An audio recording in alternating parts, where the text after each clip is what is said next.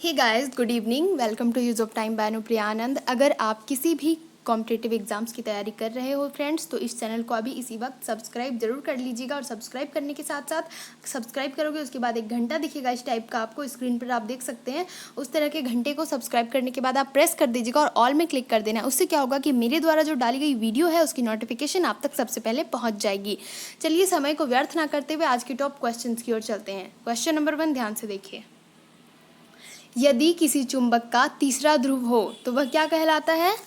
तो वह कहलाता है परिणामी ध्रुव। याद रखना है। ऑप्शन नंबर 2 आपका सही आंसर है। अगले प्रश्न को देखिए। सवाल नंबर 2, राष्ट्रीय ध्वज के धर्म चक्र में कितने अर होते हैं? राष्ट्रीय ध्वज के धर्म चक्र में जो है 34 अर होते हैं, याद रखना है। और ये जो ध्वज है हमारा, ये 22 जुलाई 1947 के दिन जो है संविधान सभा ने तिरंगे को देश के रूप में, देश के झंडे के रूप में स्वीकार किया था। उसमें जो अशोक चक्र होती है जिसे हम धर्म चक्र कहते हैं, जिसमें 24 तिल्लियाँ होती है, वह हमारे धर्म का, हमारे कर्तव्य का प्रतीक है। तो इसका सही आंसर क्या होगा? 24, याद रखना है।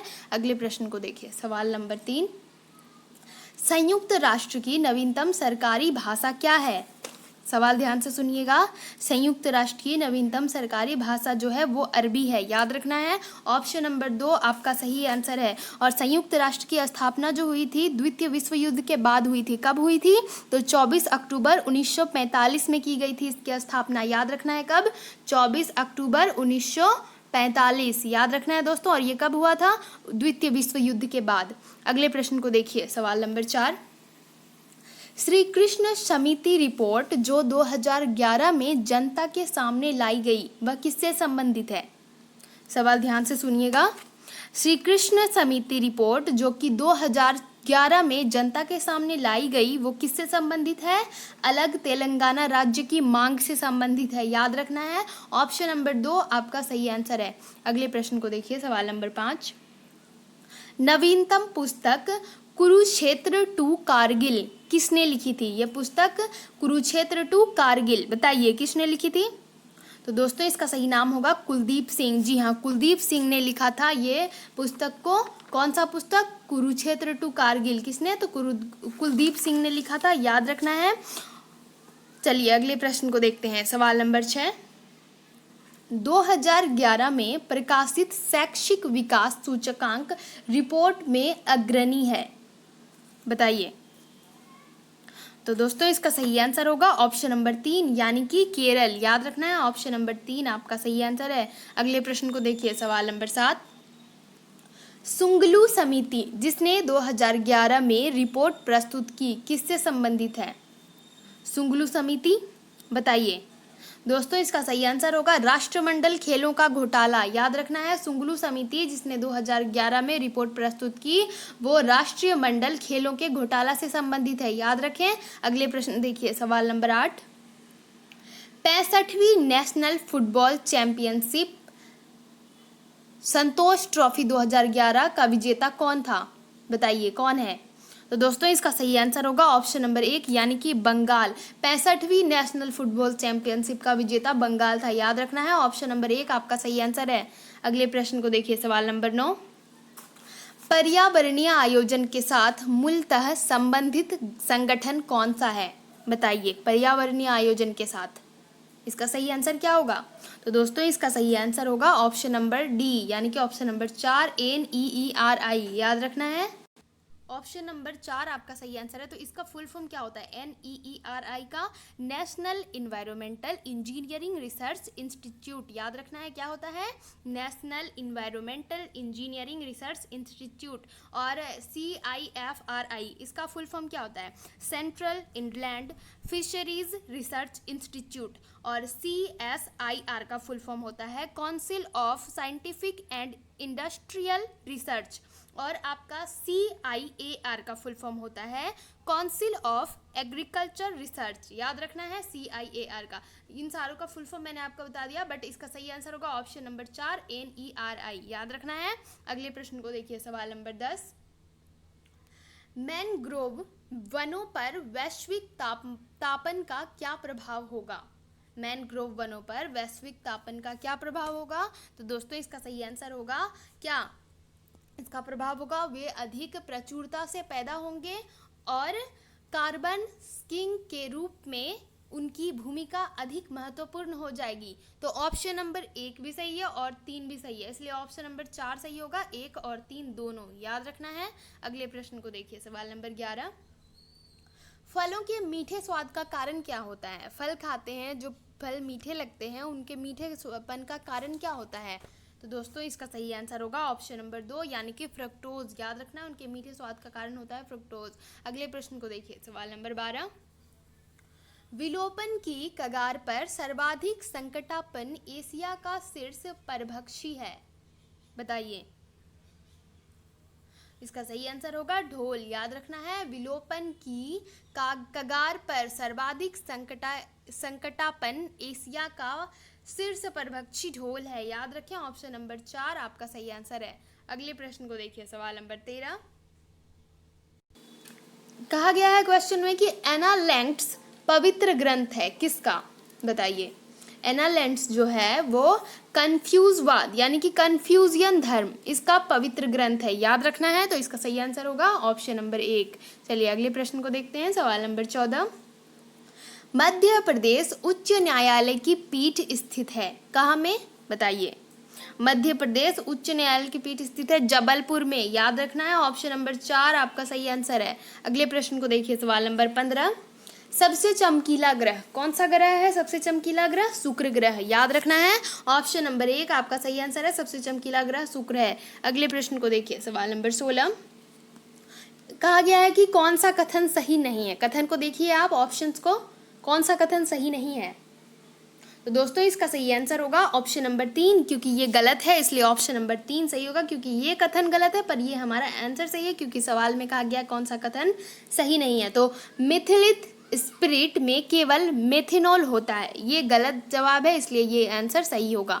अगले प्रश्न को देखिए, सवाल नंबर 17। मलेरिया का संक्रामक चरण है क्या, बताइए। मलेरिया का जो संक्रामक चरण होता है वो क्या है? बीजाणुज। याद रखें, ऑप्शन नंबर 3 आपका सही आंसर होगा स्पोरोजोआइट। ऑप्शन नंबर 3 आपका सही आंसर है बीजाणुज। अगले प्रश्न को देखिए, सवाल नंबर 18।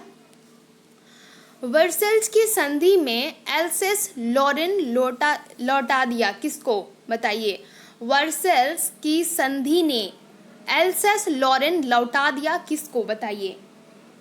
तो इसका सही आंसर होगा फ्रांस को लौटा दिया। याद रखना है, ऑप्शन नंबर 3 आपका सही आंसर है। अगले प्रश्न को देखिए, सवाल नंबर 19। अशोक के धर्म देशों का उद्वाचन पहले किया था किसने, बताइए दोस्तों। अशोक के धर्म देशों का उद्वाचन पहले किसने किया था? तो इसका सही आंसर होगा जेम्स प्रिंसेप ने। किसने किया था? तो जेम्स प्रिंसेप ने। याद रखना है, और जेम्स प्रिंसेप का जो जन्म हुआ था वो 20 अगस्त 1799 में हुआ था। याद रखना है, कब हुआ था? 20 अगस्त 1799 में। और इनकी मृत्यु हुई थी 22 अप्रैल 1840 में। 22 अप्रैल 1840 में। याद रखना है। अगले प्रश्न को देखिए, सवाल नंबर 20। विभिन्न जातियों के ex-situ संरक्षण के लिए निम्न में से कौन उद्दिष्ट है, बताइए। कहा गया है कि विभिन्न जातियों के ex-situ संरक्षण के लिए निम्न में से कौन सा उद्दिष्ट है? तो दोस्तों इसका सही आंसर होगा ऑप्शन नंबर 3 यानी कि जर्म प्लाज्म बैंक। याद रखना है, ऑप्शन नंबर 3 आपका सही आंसर है। चलिए अगले प्रश्न की ओर चलते हैं। सवाल नंबर 22 ध्यान से देखिए। बैक्टीरिया में पाया जाने वाला प्रकाश संश्लेषी आशय क्या कहलाता है, बताइए। बैक्टीरिया में पाया जाने वाला प्रकाश संश्लेषी आशय कहलाता क्या है? तो वर्णकलिलवक। याद रखना है, वर्णकिलवक। याद रखना, ऑप्शन नंबर 2 आपका सही आंसर है। अगले प्रश्न को देखिए, सवाल नंबर 23। किसी वाहन के दृश्यदर्शी दर्पण में किस प्रकार का दर्पण प्रयोग किया जाता है? किसी वाहन में जो दर्पण का प्रयोग किया जाता है देखने के लिए, वो किस प्रकार का दर्पण होता है, बताइए। तो दोस्तों उसमें जो है उत्तल दर्पण का प्रयोग किया जाता है वाहन में। तो ऑप्शन नंबर 1 आपका सही आंसर है। याद रखना है। अगले प्रश्न को देखिए, सवाल नंबर 24। एम वाणिज्य क्या है? सवाल में पूछा गया है कि एम वाणिज्य क्या है। तो एम वाणिज्य गतिशील वाणिज्य है, इसीलिए ऑप्शन नंबर 2 आपका सही आंसर है। याद रखना है। अगले प्रश्न को देखिए, सवाल नंबर 25। किसने कहा था कि राज्य नीति के निदेशक सिद्धांत ऐसी ही है जैसे बैंक पर बैंक की सुविधा से भुगतान किया जाने वाला चेक? ये किसने कहा था बताइए फ्रेंड्स? ये कहा था केटी शाह ने। याद रखना है कि राज्य नीति के निदेशक सिद्धांत ऐसी ही है जैसे बैंक पर बैंक की सुविधा से भुगतान किया जाने वाला चेक। ये कहा था केटी शाह ने। और केटी शाह जी का जो जन्म है वो 10 फरवरी 1888 में हुआ था। याद रखना है कब हुआ था? 10 फरवरी 1888। और उनकी जो मृत्यु हुई वो 1953 में हुई थी। याद रखना है। चलिए अगले प्रश्न की ओर चलते हैं। सवाल नंबर 26। गेहूं, जौ, नींबू, नारंगी, राई और बाजरा ये संबंधित है किससे? कौन से परिवारों से बताइए? गेहूं, जौ, नींबू, नारंगी, राई और बाजरा संबंधित है किससे? तो दोस्तों ये संबंधित है दो पादप परिवारों से। याद रखना है किससे? दो पादप परिवारों से। इसलिए आपका सही आंसर होगा ऑप्शन नंबर 2। याद रखना है। अगले प्रश्न को देखिए। सवाल नंबर 27। आयों के आर्कटिक होम सिद्धांत का पक्ष किसने लिया था? आयों के आर्कटिक होम सिद्धांत का पक्ष लिया था किसने? तो बीजी तिलक ने। यानी कि किसने लिया था? बाल गंगाधर तिलक ने। याद रखना है। जिसे कि लोकमान्य तिलक के नाम से भी जानते हैं, जिसका कि जन्म हुआ था 23 जुलाई 1856 में और उनकी मृत्यु 1 अगस्त 1920 को हो गई थी। याद रखना है बीजी तिलक यानी कि बाल गंगाधर तिलक, लोकमान्य तिलक जी। अगले प्रश्न को देखिए। सवाल नंबर 28। घरेलू बनाने के अंतर्गत पैदा हुए केवल खेती में ज्ञात पादप को क्या कहते हैं? बताइए। घरेलू बनाने के अंतर्गत पैदा हुए केवल खेती में ज्ञात पादप को कहते हैं कृषिज। याद रखें ऑप्शन नंबर 2 आपका सही आंसर है, कृषिज। अगले प्रश्न को देखिए। सवाल नंबर 29। ये हमारा सेकंड लास्ट क्वेश्चन है। अगर आप इससे पिछले वीडियो को देखना चाहते हो तो ऊपर आई बटन होगा इस टाइप का, देखिए स्क्रीन पे आप देख सकते हैं। ऐसा एक आई बटन आपको ऊपर दिख रहा होगा, तो आई बटन पे आप क्लिक करके इससे पिछली वीडियो को देख सकते हैं। और कुछ वीडियोज़ के लिंक मैंने नीचे डिस्क्रिप्शन में भी डाल रखी है, आप वहाँ पर देख सकते हो। या फिर प्लेलिस्ट में जाकर आप अपनी मनचाही टॉप सिलेक्टेड वीडियोज़ देख सकते हो, जो कि आपके लिए बहुत ही महत्वपूर्ण है अगर आप अपने एग्जाम्स की तैयारी जोरदार करना चाह रहे हो तो जाकर प्लेलिस्ट में वीडियोस आप देख सकते हो। वीडियो को जितना शेयर कर सकते हो फ्रेंड्स उतना शेयर कीजिएगा। अगर आपकी नज़र में कोई भी ऐसा विद्यार्थी है, कोई भी ऐसा स्टूडेंट है जो कॉम्पिटिटिव एग्जाम्स की तैयारी कर रहा है, उसके मन में जुनून है तैयारी की और उसे एग्जाम्स निकालने हैं, तो उन तक ये वीडियो जरूर शेयर कर दीजिएगा। क्योंकि इसमें जो क्वेश्चंस होते हैं सारे टॉप सिलेक्टेड क्वेश्चंस होते हैं। मैं ये आपको डेली बताती हूँ कि इसमें जो क्वेश्चंस मिलेंगे आपको सारे टॉप सिलेक्टेड क्वेश्चंस होते हैं। तो ध्यान से पढ़िए और समझकर पढ़ाई किया कीजिए। सवाल नंबर 29 ध्यान से देखिए। नई अखिल भारतीय सेवा बनाने के लिए प्रस्ताव पर तभी विचार किया जा सकता है जब क्या होता है बताइए दोस्तों? इसका सही आंसर होगा ऑप्शन नंबर 3। नई अखिल भारतीय सेवा बनाने के लिए प्रस्ताव पर तभी विचार किया जा सकता है यदि राज्य के 2/3 बहुमत एक संकल्प पारित करे। याद रखना है ऑप्शन नंबर 3 आपका सही आंसर है। अगले प्रश्न को देखिए। सवाल नंबर 30। ये हमारा अंतिम प्रश्न है। अगर आपने अभी तक चैनल को सब्सक्राइब नहीं किया दोस्तों तो सब्सक्राइब कर लीजिएगा। वीडियो के नीचे रेड कलर में सब्सक्राइब लिखा होगा, उसके बाद आपको एक घंटा दिखेगा। जब आप सब्सक्राइब कर दोगे तो उस घंटे को प्रेस कर दोगे और ऑल में क्लिक कर देना है। उससे क्या होगा कि मेरे द्वारा डाली गई सारी वीडियो की नोटिफिकेशन सुबह 6 बजे करेंट अफेयर और शाम 8 बजे जनरल अवेयरनेस की नोटिफिकेशन आप तक सबसे पहले पहुँच जाएगी और आपकी तैयारी जोरदार होती रहेगी। और अगर आप मुझे टेलीग्राम, ट्विटर, इंस्टाग्राम, फेसबुक पे फॉलो करना चाहते हो तो उसकी लिंक भी मैंने नीचे डिस्क्रिप्शन में डाल रखी है, आप मुझे फॉलो कर सकते हो। या फिर टेलीग्राम पे आप सर्च कर सकते हो use of time by Anupriya Anand, वहाँ पे आपको हमारा चैनल मिल जाएगा और आप ज्वाइन कर सकते हो और आसानी से videos, current affair, general awareness आपको वहाँ पर भी मिल जाएगी। तो चैनल को सब्सक्राइब जरूर कर लीजिएगा। सवाल नंबर 30। ये हमारा अंतिम प्रश्न है, ध्यान से सुनिए। काष्ठ से प्राप्त पाइरोलिग्नेज अम्ल में होता है, बताइए इसका सही आंसर क्या होगा? काष्ठ से प्राप्त पाइरोलिग्नेस अम्ल में होता है कितना % अम्ल बताइए?